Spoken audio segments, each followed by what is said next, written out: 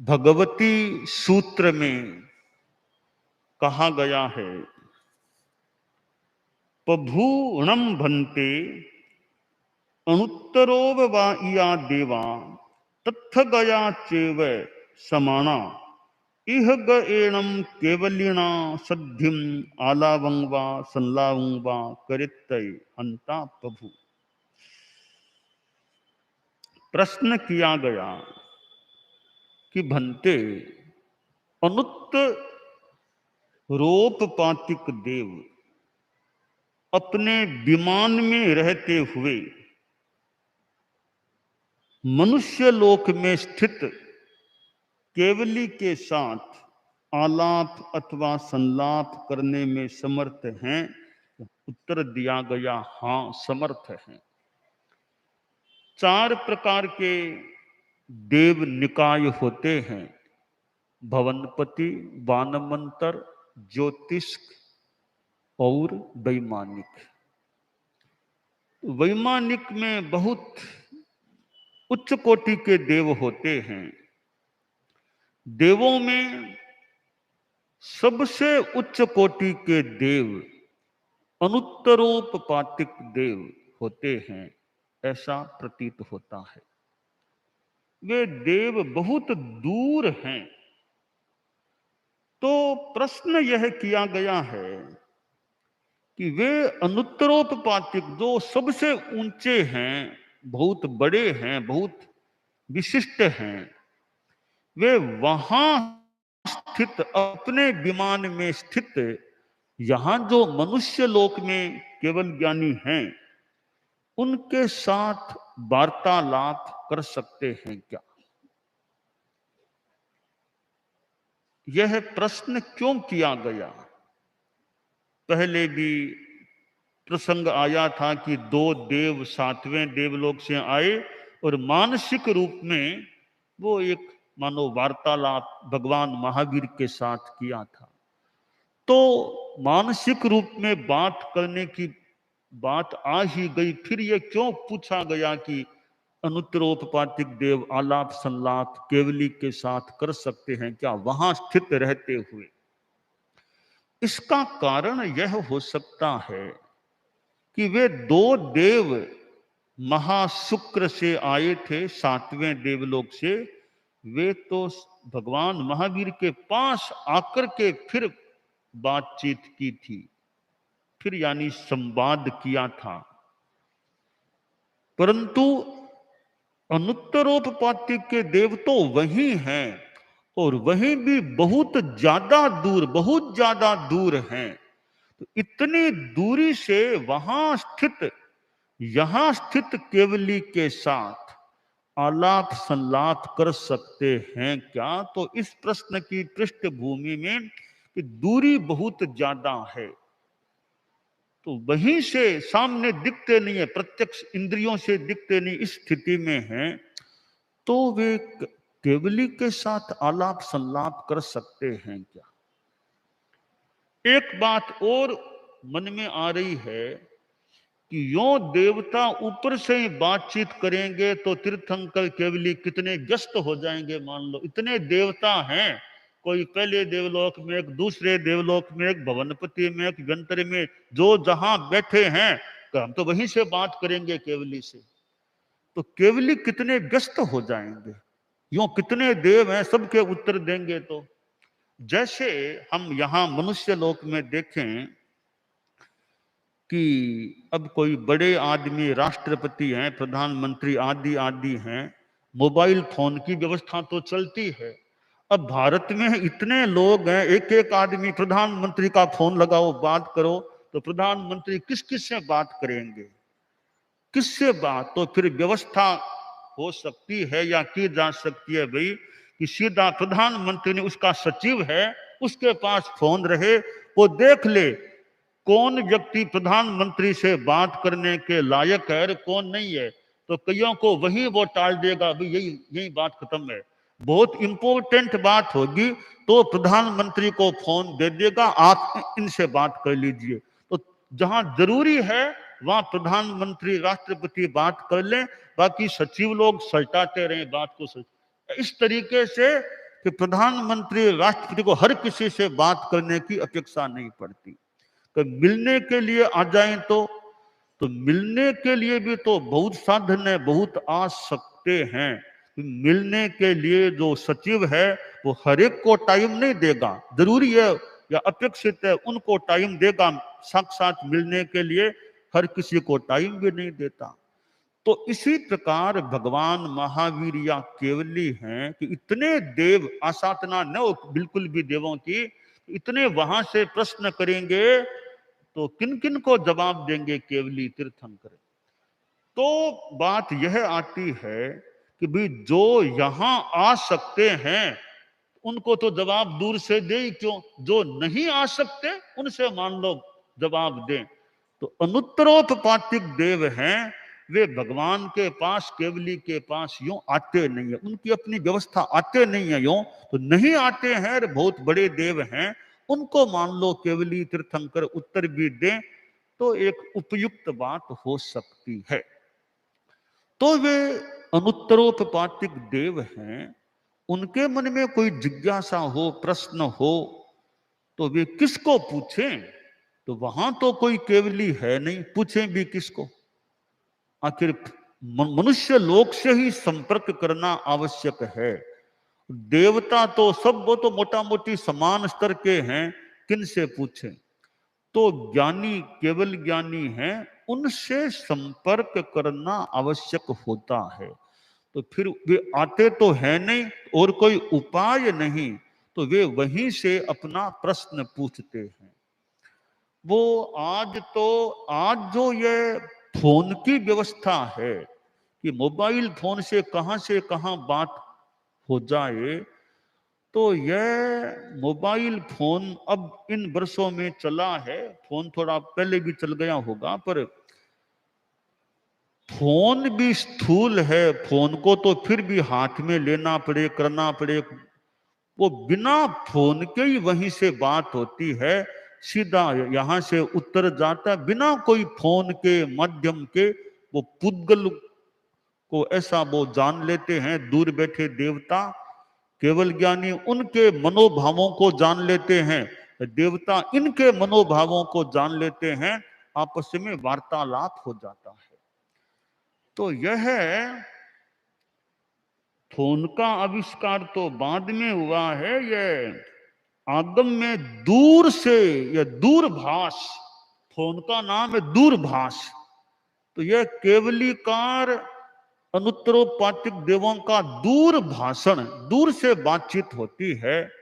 और बहुत एक महत्वपूर्ण बात आगम में बताई गई है कि वो दूर से बात, एक बार या अनेक बार दूर से ही वार्तालाप कर लेते हैं, आलाप संलाप कर लेते हैं।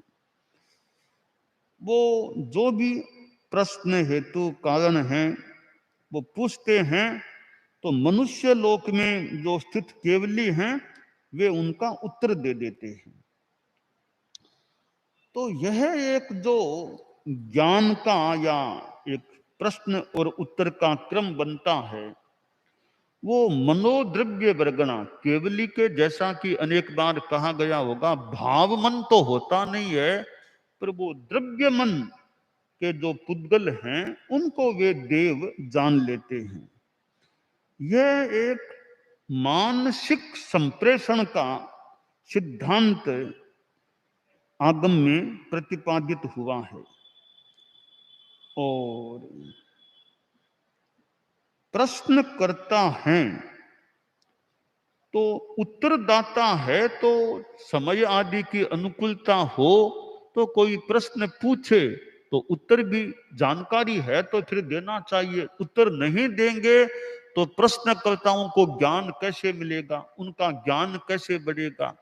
इसलिए जो विद्वान हैं, जानकार हैं, ज्ञानी हैं, उनको कोई प्रश्न पूछें, समय आदि की अनुकूलता है, उपयुक्तता है। क्योंकि कई बार हर कोई बात हर किसी को बताना भी ठीक नहीं होता। प्रश्न पूछने वाले ने पूछ तो लिया, तो उत्तर इसको देना चाहिए या नहीं, उत्तर मेरे उत्तर के लायक यह व्यक्ति है या नहीं, कि लगे उत्तर देने में लाभ नहीं है तो ठीक है भाई, उस बात को टाला जा सकता है भी, ठीक है इस बारे में अभी बात करना नहीं चाहते तो छोड़ा भी जा सकता, किंतु जो उचित लायक व्यक्ति है, उत्तर भी पास में है, तो फिर अनुकूलता के अनुसार ज्ञानी आदमी को उत्तर भी देना चाहिए ताकि दूसरों का ज्ञान बढ़े। इसीलिए जिज्ञासा समाधान कभी कभी होता है कि एक आदमी प्रश्न करता है, कितनों को जानकारी उत्तर मिल सकता है। तो भगवती सूत्र में ये गौतम स्वामी ने मुख्य यार, और भी संतों ने, कोई श्राविका ने भी हो सकता, प्रश्न पूछे हैं, उत्तर दिए गए हैं। तो एक व्यक्ति प्रश्न पूछता है, फिर वो उत्तर जब सही रूप में आता है तो कितनों को वो ज्ञान मिल सकता है। तो ये मनुष्यों को तो मान लो उत्तर मिलना सामान्य बात है, देवों को दूर बैठे उत्तर प्राप्त हो जाना वह अपने आप में एक विशेष बात होती है। तो ये जो आज विज्ञान जगत में, तकनीकी जो भी जगत में विकास हो रहे हैं, उनके कई स्रोत हमें आगम में मिल सकते हैं। अब ये जो देवों का आलाप सलाप केवली से होना है, यह मोबाइल फोन या फोन का उद्गम मूल स्रोत या आगम का मान लीजिए। फोन से जो वार्तालाप हो रहा है, इसका मूल स्रोत आगम में है कि दूर से कैसे बातचीत हो सकती है। आखिर भाषा के पुद्गली तो फोन के द्वारा जाते हैं, तो वे तो माध्यम से जाते हैं, और केवली और देवता वो बिना माध्यम के दूर से ज्ञान से पुद्गलों को देख करके प्रश्न और उत्तर का क्रम संपन्न कर लेते हैं, उत्तर प्रश्नोत्तर का क्रम संपन्न हो जाता है। तो हमारा जो ये प्राचीन साहित्य है, उसमें जो ये सूक्ष्म सूक्ष्म बातें हैं, इनके आधार पर फिर ये प्रयोग किया जाए, करते करते वो नई चीज, नया आविष्कार सामने आ सकता है। अब ये जो प्लेन उड़ते हैं, हवाई जहाज उड़ते हैं, अब ये कितना विकास हुए हैं कि कैसे आदमी प्लेन से कहां चला जाता है। अब हम प्राचीन साहित्य में देखें तो वे विद्याधर आदि वो आते हैं, जो वो कैसे चले जाते, कहां से कहां, देवता कहां से कहां आ जाते। तो ये हमारे प्राच्य साहित्य में अनेक सूक्ष्म बीज हैं, उनके आधार पर नया नया आविष्कार विकास हो सकता है। आखिर ये जो आविष्कार हुए हैं, कहीं न कहीं कोई स्रोत मिला होगा, आगे बढ़ते बढ़ते नया आविष्कार हो जाता। जैसे ये मोबाइल फोन है, आज से 50-60 वर्ष पहले मोबाइल फोन किसके हाथ में था? वो दूसरा फोन, वो फोन होता था एक जगह रहने वाला, वो फोन था। मोबाइल फोन कहाँ था? तो धीरे धीरे वो विकास हुआ और मोबाइल फोन की उत्पत्ति हो गई। ये जो सूक्ष्म चीजें हैं, मानव के दिमाग में आती हैं और आगे से आगे आविष्कार भी हो सकता है।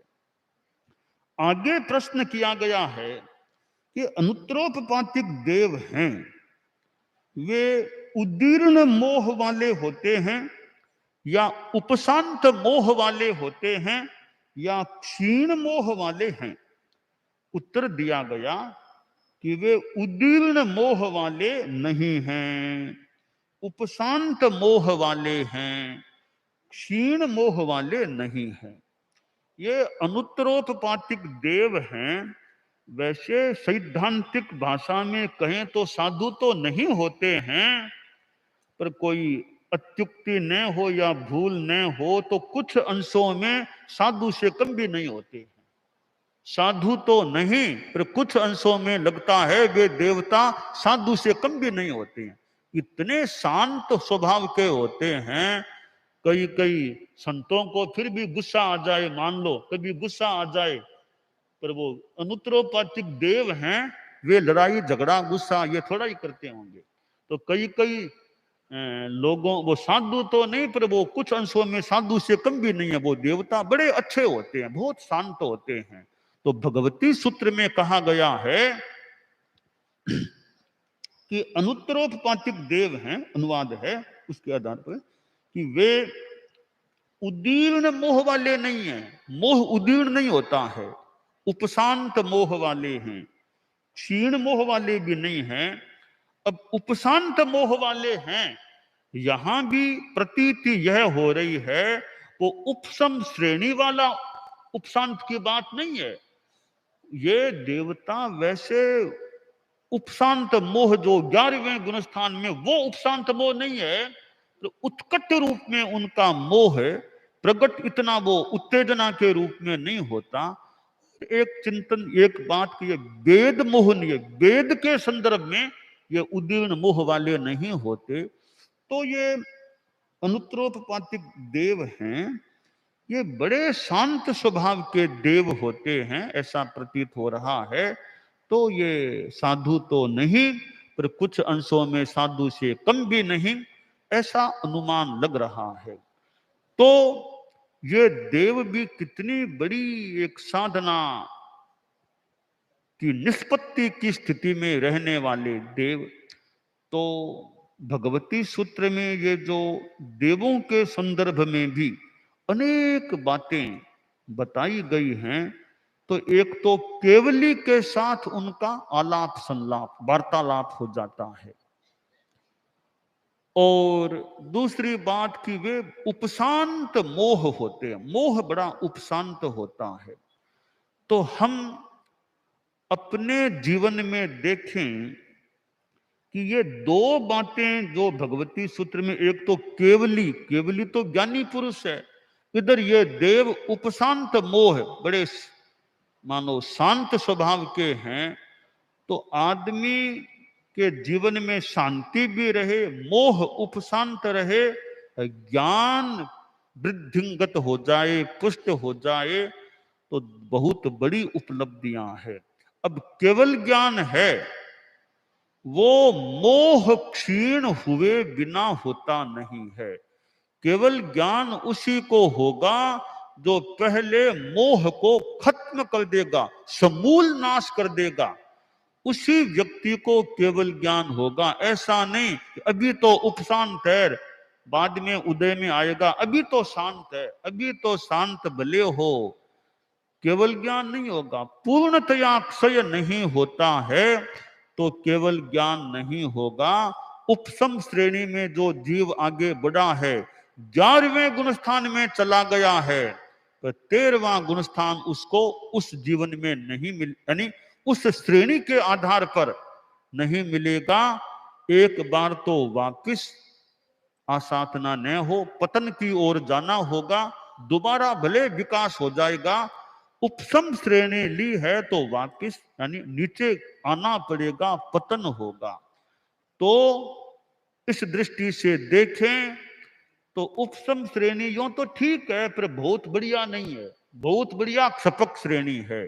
तो हमें उपशम श्रेणी की अपेक्षा क्षपक श्रेणी चाहिए, वो कभी मिले, क्योंकि उपशम श्रेणी एक बार की तो निर्मलता आती है, वापिस पतन होना निश्चित है। तो हमें वापिस पतन में क्यों जाना पड़े, ऐसा रास्ता मिले, पीछे कभी देखना न पड़े, पीछे कभी लौटना न पड़े, बस आगे ही आगे बढ़ना है जब तक मुक्ति न मिल जाएगी। तो वो एकमात्र क्षपक श्रेणी का रास्ता होता है, वो आगे बढ़ता है, नीचे नहीं गिरता, लौटता नहीं है। 8वें गुणस्थान से 2 रास्ते निकलते हैं, एक उपशम श्रेणी का रास्ता और एक क्षपक श्रेणी का रास्ता। दोनों रास्ते हैं। उपशम श्रेणी का रास्ता बंद गली के समान है, आप बंद गली में घुस जाओगे, आगे कहां जाओगे, वापिस आना पड़ सकेगा।